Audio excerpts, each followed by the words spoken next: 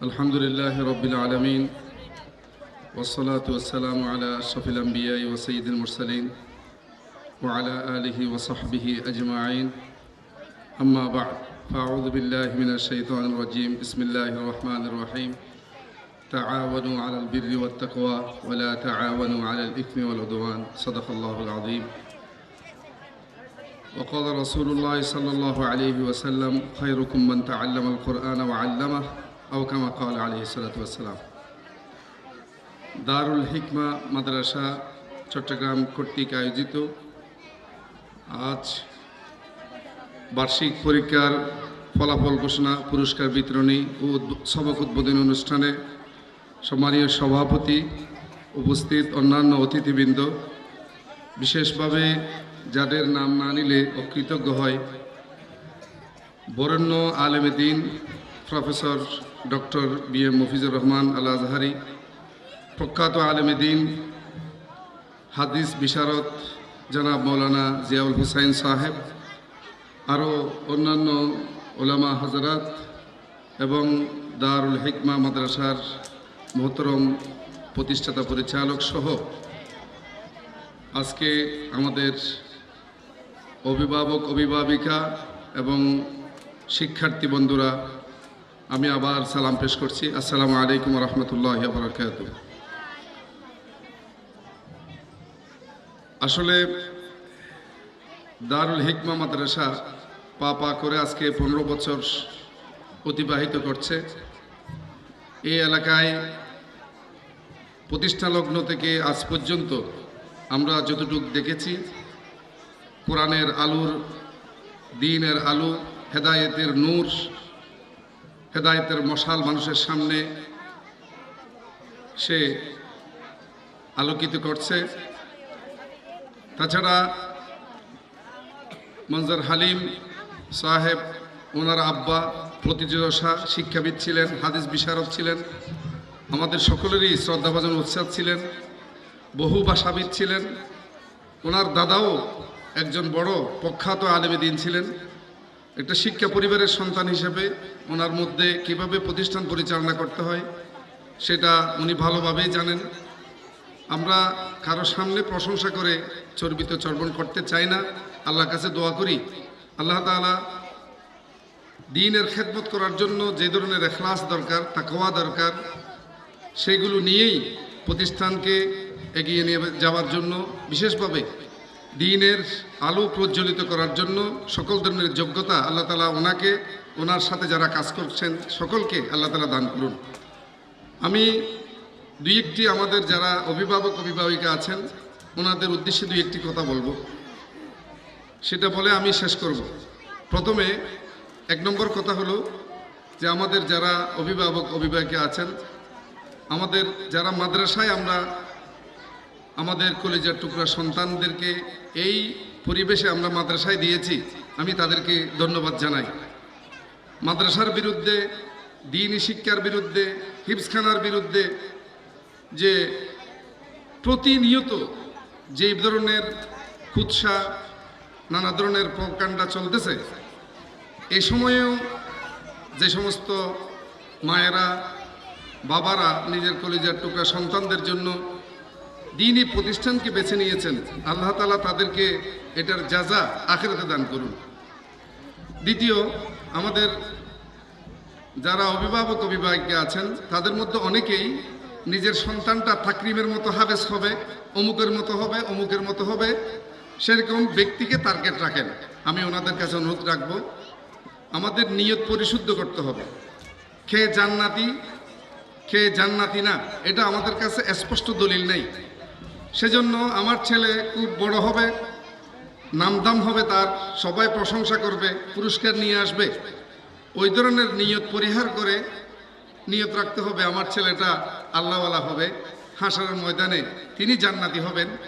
এবং যেই ছেলেদেরকে, হাফেজদেরকে পরিবারের 10 জনকে সুপারিশ করে জান্নাতে নিয়ে যাওয়ার জন্য আল্লাহ তাআলা অনুমতি দেবেন, ওই ধরনের যোগ্যতা সম্পন্ন হবে, এই ধরনের নিয়ত রাখতে হবে, নিয়তকে পরিশুদ্ধ করতে হবে। ওমা উমিরু ইল্লা লিয়াবুদুল্লাহ মুখলিসিনা লাহুদ্দিন, নিয়ত পরিশুদ্ধ ছাড়া আল্লাহর কাছে কোনো আমলের সওয়াবের আশা করা যায় না। এটা প্রথম কথা।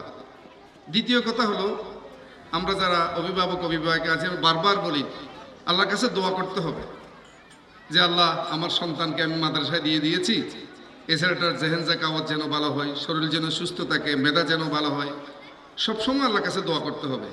শুধুমাত্র প্রতিষ্ঠানে গিয়ে খাবার কীরকম দিচ্ছে, লেখাপড়া কীরকম হচ্ছে, এগুলো অবশ্যই তদারকি করবেন না তা না। 1 নম্বর নিয়ত পরিশুদ্ধ করতে হবে। 2 নম্বরে আল্লাহর কাছে দোয়া করতে হবে। আল্লাহ দোয়ার মাধ্যমে অনেক সময় তকদির বদলাইয়ে দেন। দোয়া একটা বিরাট সাবজেক্ট। দোয়া দোয়া দোয়া। ইসমাঈল ইসলাম দোয়া করেছেন, আল্লাহ তাআলা তাকে মাছের পেট থেকে বের করে নিয়ে আসছে।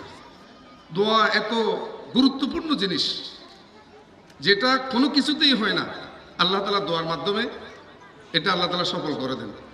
আর সন্তানদের জন্য মা বাবার দোয়া তো বটেই। কোনোদিন ছেলেদের কোনো দোষ ত্রুটি দেখলে তাদের জন্য বদদোয়া করবেন না।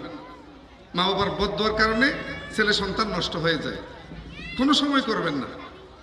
এটা আপনার দুনিয়াতে সবচেয়ে বড় নিয়ামত একটা সন্তান। 1 নম্বর নিয়ত পরিশুদ্ধ করতে হবে। 2 নম্বর তাদের জন্য বেশি করে দোয়া করতে হবে। 3 নম্বর তাদের কোনো খারাপ আচরণের কারণে তাদের জন্য হঠাৎ করে দিল থেকে যেন বদদোয়া না করি, এটা হাদিস শরীফে নিষেধ আছে। 4র্থ কথা যেটা বলবো সেটা হচ্ছে তাদেরকে গুনাহ থেকে মুক্ত রাখতে হবে, পাপ থেকে মুক্ত রাখতে হবে। একটা ছেলে আমরা দেখেছি হেফজখানায় সে 2 পৃষ্ঠা সবক দেয়। 1 সপ্তাহ ছুটিতে গেল, ছুটির থেকে এসে আমার আত্মীয় স্বজন হেফজখানায় পড়ে, তাদের আমি অভিজ্ঞতার কারণে বলছি। ওস্তাদ বলছে যে সে বাড়িতে যাওয়ার আগে 2 পৃষ্ঠা সবক দিত, ওখান থেকে আসার পরে সে এখন 1 পৃষ্ঠা সবক দিতে পারে না। এটার কারণ কি? বাড়িতে যাওয়ার পরে অধিকাংশ ছেলেরা দেখা যায় এটা গোলমাল হয়ে যায়, অত অমনোযোগী হয়ে যায়। তার মেধা হঠাৎ করে সবক দিত ভালো, 3 পৃষ্ঠা দিত, এখন 1 পৃষ্ঠা দিতে পারে না বাড়ি থেকে আসার পরে। এরকম হলো কেন? তা আমি এরকম আমার এক আত্মীয়ের মধ্যে তার বাবাকে জিজ্ঞেস করলাম, ছেলেটা এখান থেকে যাওয়ার পরে কি করেছে? বলছে সে একটা বিয়েতে গেছিল, ওখানে নাচ গান হয়েছে কিনা? নাচ গান হয়েছে। ভাইরা আল্লাহর ওয়াস্তে, মা রাত 2টা পর্যন্ত, এই ছেলেটা এখানে 10টার পরে ঘুমাই যেত, 3টায় উঠে তাহাজ্জুদ পড়তো, আল্লাহর কাছে কান্নাকাটি করতো। আল্লাহর রহমত নিচে এসে যখন নেদা করতে থাকে, কেউ আসো নাকি আমার কাছে চাইবা গুনাহ মাফ, আমার কাছে এইটা সেইটা।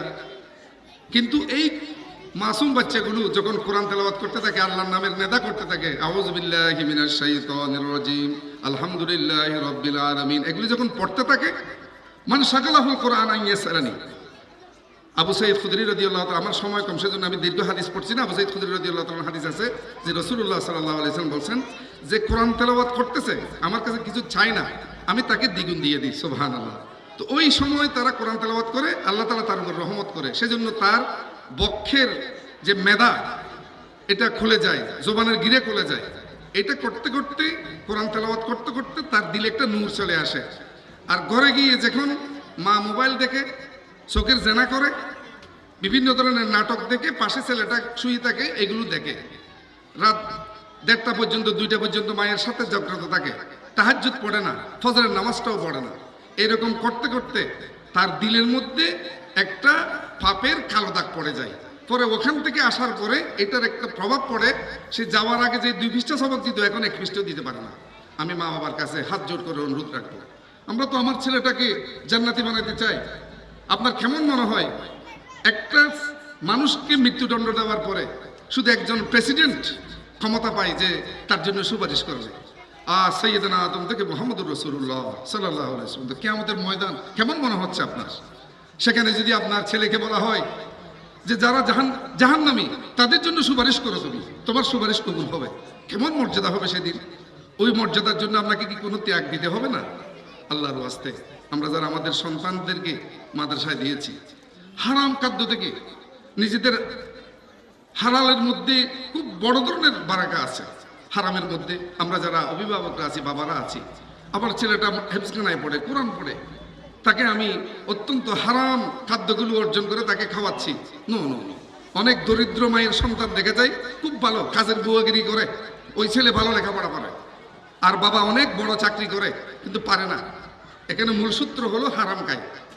সেজন্য আল্লাহর ওয়াস্তে বিষয়গুলো আপনাদের খারাপ লাগতে পারে, আপনারা একটু ভালোভাবে চিন্তা করবেন, নিয়ত পরিশুদ্ধ করা, তাদের জন্য দোয়া করা, বদদোয়া থেকে বিরত থাকা এবং তাদেরকে কোনো সময় হারাম খাদ্য থেকে তাদেরকে হেফাজত করা, তাদেরকে ঘরে গিয়ে নানা অপরাধে লিপ্ত হয়ে গুনাহ করা থেকে তাদেরকে মুক্ত রাখা, এই বিষয়গুলো আমরা লক্ষ্য রাখবো। পাশাপাশি শেষ একটি কথা বলে, আমার সময় শেষ হয়ে যাচ্ছে, আমি একটা কথা বলে শেষ করব। আমরা আমাদের ঘরের মধ্যে 2-3জন সন্তানকে লালন পালন করতে হিমশিম খাই। একটা ছেলে চা খাইতে চায় না, আরেকটা বলে যে ডিম ভেজে দাও, আরেকটা বলে পোঁচ করে দাও, আরেকটা বলে যে আমি মুরগি খাবো, মাছ খাবো না, আরেকটা এই এক একজন এক এক তামাশা। একজন পেটে অসুখ, আরেকজনের জ্বর, আরেকজনকে ডাক্তারের কাছে নিয়ে যেতে হয়। এই হেফজখানার অথবা মাদ্রাসার ওস্তাদরা, বিশেষভাবে যারা রেসিডেন্সিয়াল, যারা এখানে রাতে থাকে, তাদের সাথে একজন শিক্ষক 20জন 25জন ছেলে, কারো হঠাৎ পেটে অসুখ হয়, কারো হঠাৎ মাথা ব্যথা করে, 10 ঘরের সন্তান, 10 মায়ের সন্তান, 10 ধরনের মেজাজ নিয়ে সে এখানে আসে, ঝগড়া করে পরস্পর। তো আমিও তো হঠাৎ রাগ উঠলে আমার একটা ছেলেকে একটা থাপ্পড় দিই, অনেক সময় একটু বেশি হয়ে যায়। কিন্তু আমরা এগুলো নিয়ে যেভাবে মাথা ব্যথা করি, যে আমার সাংবাদিক আছে, পুলিশ আছে, আমার র্যাব আছে, আত্মীয় স্বজন এমন আছে, মনে রাখবেন, ইউরিদুনা লিইউতফিউ নূরাল্লাহি বিআফওয়াহিহিম ওয়াল্লাহু মুতিম্মু নূরিহি ওয়ালাউ কারিহাল কাফিরুন। কোনো যদি স্পেসিফিকলি বাস্তবে কোনো হাদিস সম্মত এরকম কোনো অপরাধ করে থাকে, আপনি প্রতিষ্ঠানের দায়িত্বশীলদের সাথে যোগাযোগ করেন, ওই ব্যক্তি চলে যাবে।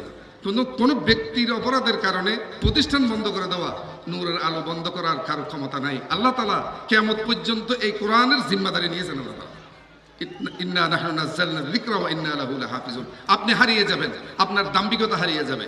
কোনোদিন কোরআনের আলোকে আপনি বন্ধ করতে পারবেন না, যদি যারা প্রতিষ্ঠা করেছেন তাদের নিয়ত পরিশুদ্ধ থাকে। অতএব আমি কিছু টোটাপাটা কথা বললাম, এগুলোর মধ্যে যদি আমাদের জন্য হেদায়েত থাকে, আমি অভিভাবকদেরকে অনুরোধ রাখবো, আমাদের ছোট্ট সন্তানরা হাফেজে কোরআন হবে, কোরআন নিয়ে উঠবে। রাসূলুল্লাহ সাল্লাল্লাহু আলাইহি ওয়াসাল্লাম হাফেজে কোরআন ছিলেন।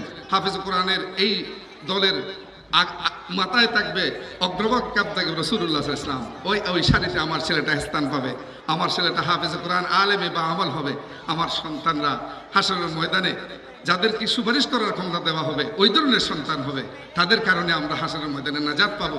আল্লাহ তাআলা আমাদের সন্তানদেরকে ওই ধরনের হাফেজ আলেম হওয়ার তৌফিক দান করুন। ওয়া আখিরু দাওয়ানা আলহামদুলিল্লাহি রাব্বিল আলামিন ওয়া মা তাওফিকি ইল্লা বিল্লাহ। ওয়াসসালামু আলাইকুম ওয়া রাহমাতুল্লাহি ওয়া বারাকাতুহু।